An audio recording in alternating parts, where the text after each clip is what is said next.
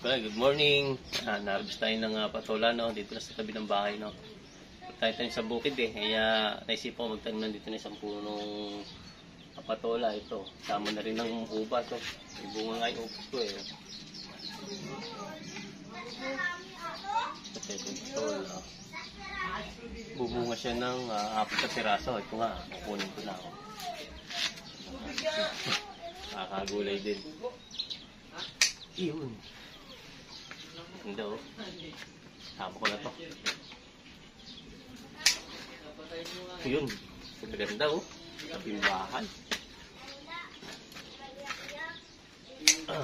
Ang gaganda ng ano niya. Parang puno na yung kamay ko ah. Ito na masakmal ah.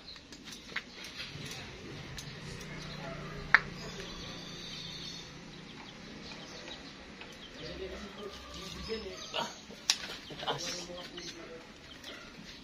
Taas. Yehey. Alas na 4 na patola. Wala yung kaganda oh.